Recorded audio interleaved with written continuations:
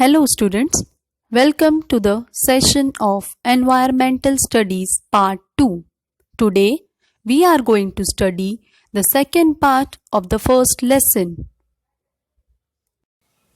Before we start with the second part, let us have a quick recap what we have learned in the first session. In the first session, we learned that the time that has already gone is the past.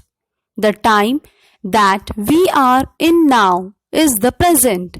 The time that is yet to come is the future. We studied that history is all about the past events. Now let us start with the second part of the first lesson. In standard 3rd and 4th, as a part of environmental studies, we have studied various sciences. The special characteristics of all these sciences is that their facts or evidence can be tested in experiments which can be repeated anytime, anywhere. For example, last year in standard 4th, we have done the experiment to prove that oxygen is required for burning. Even today, that is in 5th standard, if you repeat the same experiment, the result is going to be the same. That is, oxygen is always required for burning something. The method of using a number of different tests to determine whether the evidence is reliable means to be trusted, is called the scientific method. There are many things that happened since our birth that we may not know about. However, our grandparents or parents or others often tell us interesting stories of our childhood. Those stories are a part of their memory. However, when different people tell us about the same event, we find differences in their narration. For example, your parents might tell you the story of your LKG class. The same story will be said by your grandparents. But when you heard both the stories from your parents and your grandparents, you will be little bit confused. Why? It will make you wonder which one is right.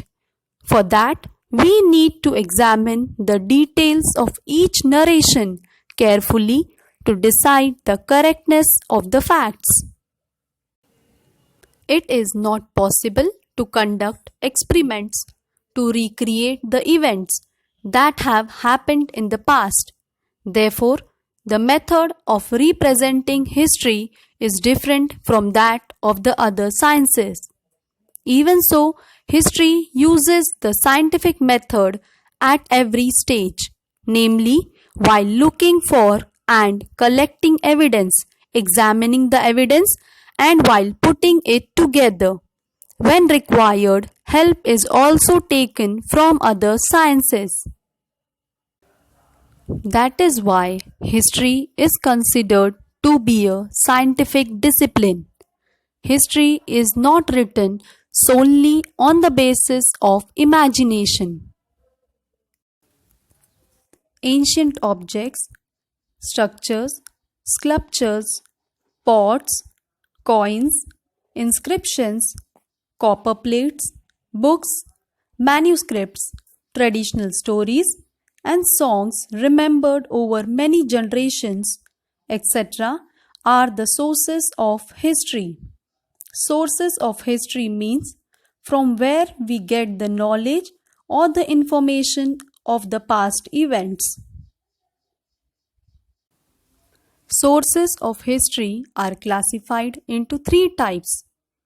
Number 1. Material sources.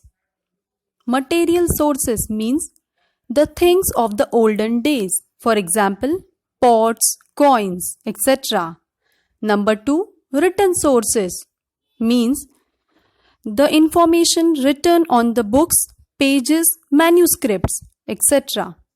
Oral sources means The stories what we hear from our elderly people, that is, from our parents, grandparents, etc. In order to find out what happened in the past and how it happened, evidence available from all these sources is collected and thoroughly examined to determine its reliability. With the help of the evidence that stands this test, past events are put in a proper sequence, a proper order is given to them, and a historical account is written. This is the scientific method.